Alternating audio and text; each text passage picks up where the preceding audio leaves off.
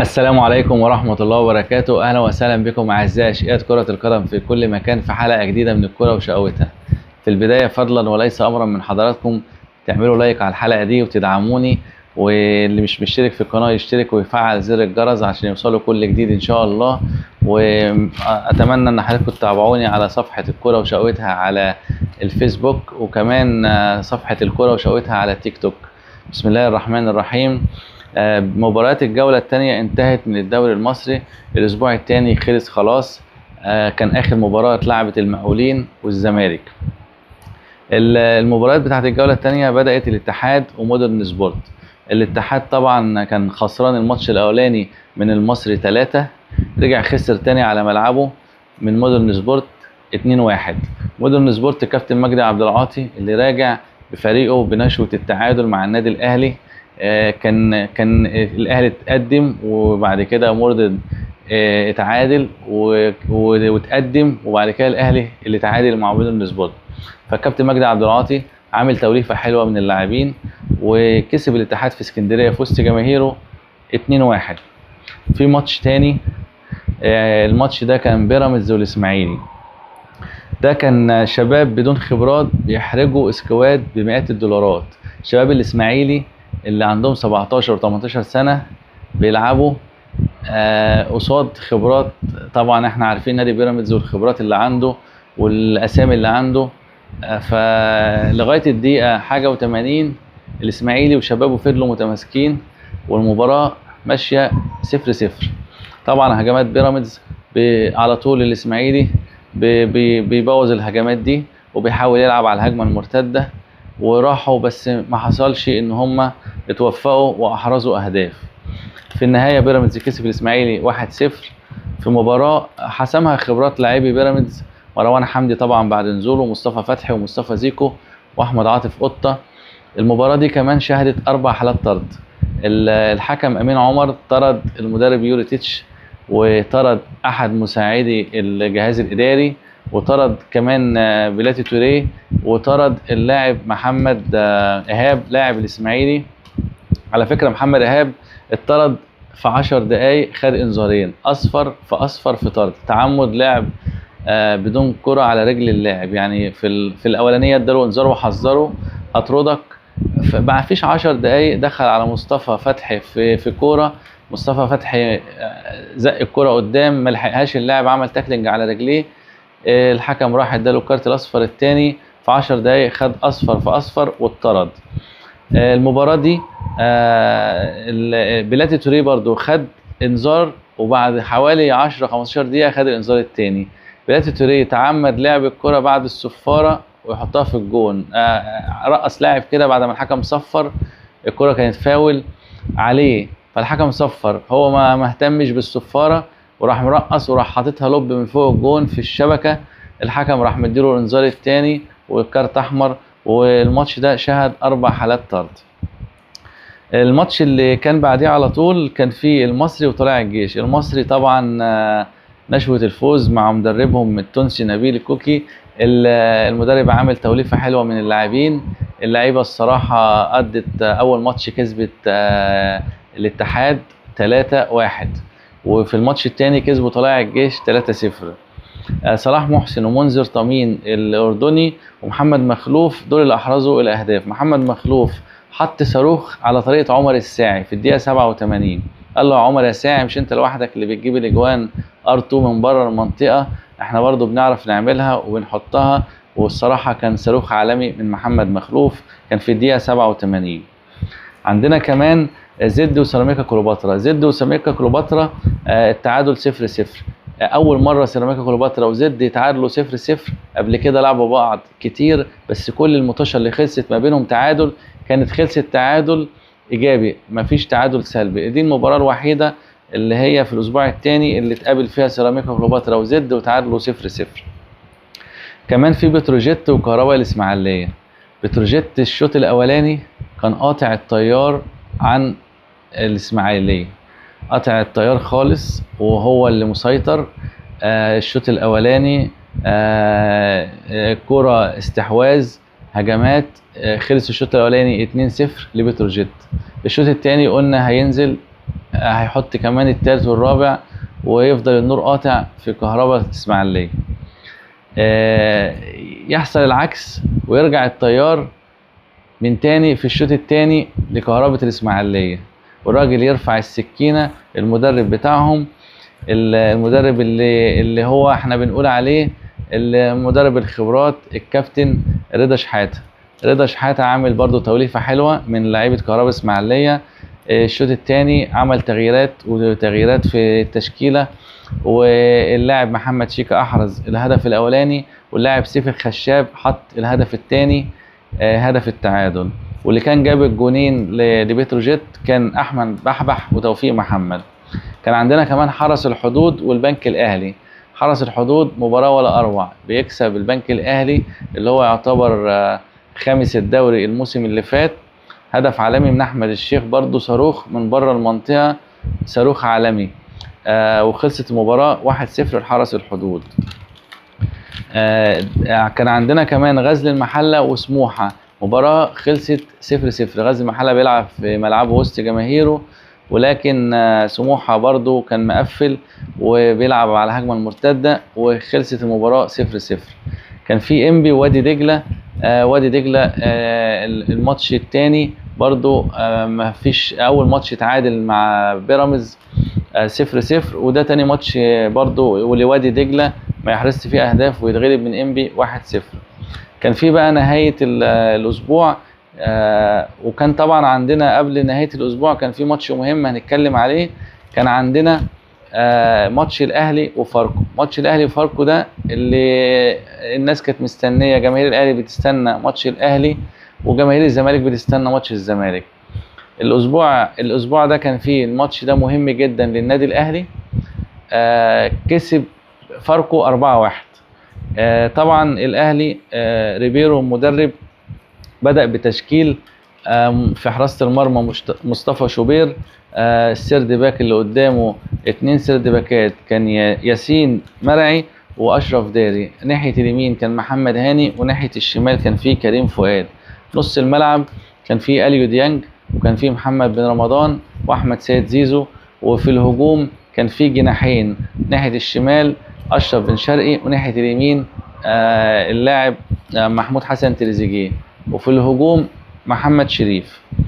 الماتش بدأ 4-3-3، وفي وسط اللعب او اثناء المباراة بيعدلها المدرب، بتبقى 4-1-4-1. بيلعب بديانج لوحده، وبيطير محمد بن رمضان واحمد سيد زيزو مع ناحية اليمين. ناحية اليمين كان فيه تريزيجيه، وناحية الشمال اشرف بن شرقي، والواحده قدام محمد شريف. كده بيبقى 4-1-4-1. وفي وقت كان بيلعب بمحمد بن رمضان جنب ديانج، وبيخلي زيزو هو اللي تحت محمد شريف، وبيساعد من ناحيه اليمين تريزيجيه، وبيساعد من ناحيه الشمال اشرف بن شرقي. طبعا الماتش ده شاف اول هدف لمحمد شريف اللي راجع من السعوديه بعد فتره غياب عن النادي الاهلي. اول اهدافه يحرزها الموسم ده مع النادي الاهلي من اسيست من محمد هاني. محمد هاني عمل اسيست لمحمد شريف. الاسيست الاولاني ده كان الكرة مرفوعة من ناحية اليمين، توقعها صح محمد شريف، الكرة عملت بند قدام المدافع. طبعا هو توقع صح، خط خطوة لقدام وراح لعبها رأسية على شمال محمد شيكا حارس فاركو. ده كان في الدقيقة 10. بعدها ب10 دقايق جه هدف تاني للنادي الاهلي، واول هدف لاحمد سيد زيزو مع النادي الاهلي في الموسم الجديد وبالتيشيرت الاحمر. احمد سيد زيزو احرز الهدف في الدقيقه 20-21. كان اسيست من محمد علي بن رمضان، كرة 1-2 طالع بيها احمد سيد زيزو. احنا قلنا احمد سيد زيزو بيلعب هو محمد رمضان تحت راس الحربة، الاثنين طلعوا مع بعض. الكرة 1-2 لعبها زيزو لبن رمضان، بن رمضان عدى دخل جوه المنطقة، لا بطرف عينه كده عمل اسكان، رفع الكرة زيزو على طول رأسية على يمين محمد شيكا. الهدف الاول لاحمد سيد زيزو مع النادي الاهلي، والهدف الثاني للنادي الاهلي في الدقيقة 21. بعدها على طول يخلص الشوط الاول 2-0. ينزل الشوط الثاني الاهلي بمعنويات و يعني زي ما بيقولوا كده ايه، نشوة الفوز في الشوط الاولاني.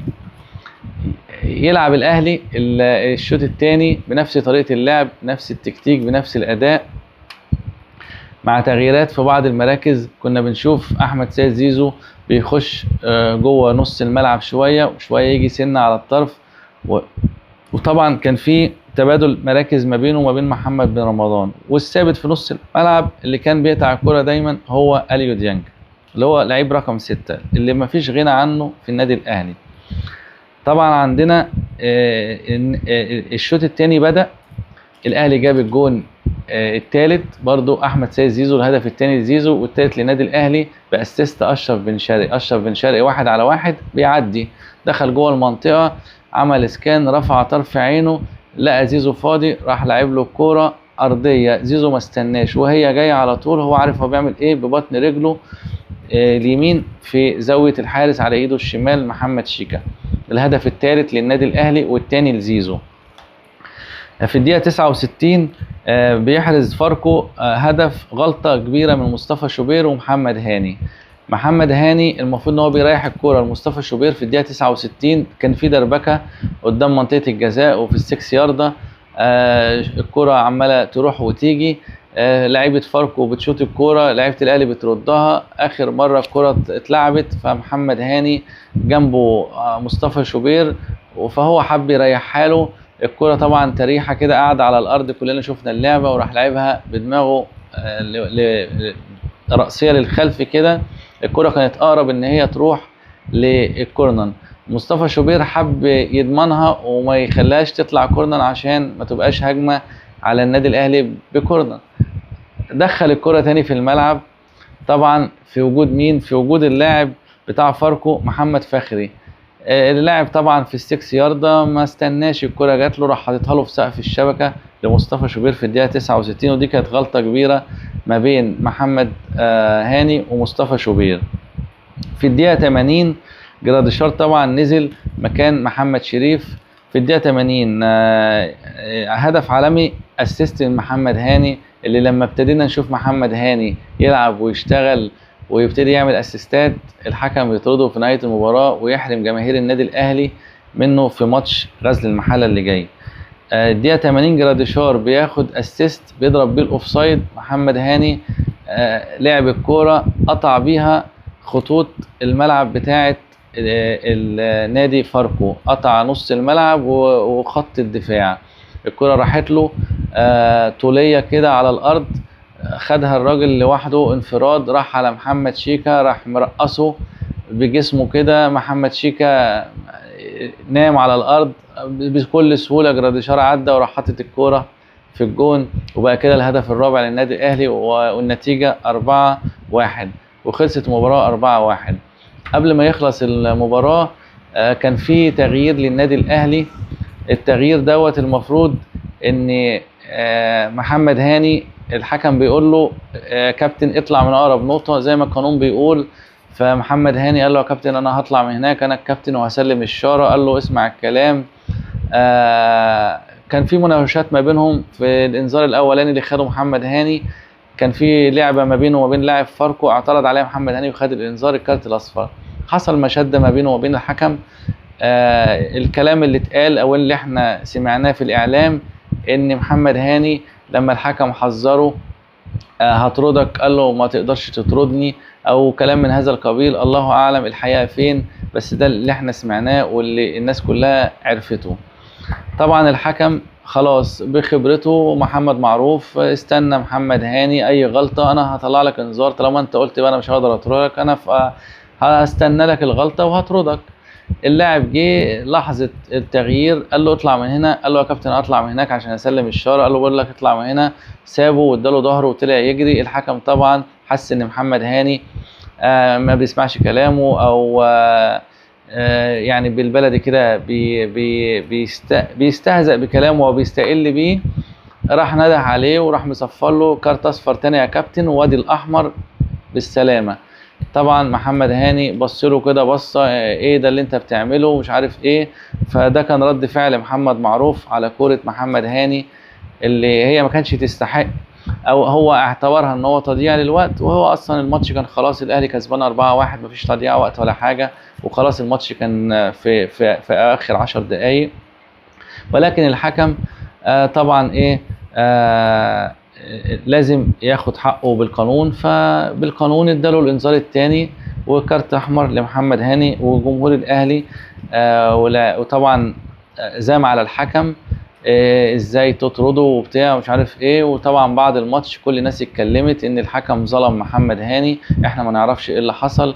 يقال ان الكلام اللي اتسمع في غرفة الفار ان محمد هاني قال له انت ما تقدرش تطردني او مش هتعرف تطردني.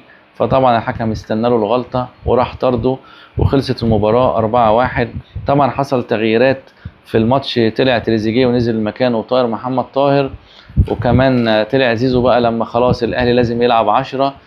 خرج محمد هاني في التغييره اللي اتعملت وطلع زيزو، خلاص الماتش كان خلص 4-1. الحكم صفر نهايه المباراه. الكابتن كابتن محمد يوسف راح للحكم بيتكلم معاه، يعني يا كابتن انت طردت اللاعب، سبب البتاع. قال له هتعرف في التقرير بتاع الحكم.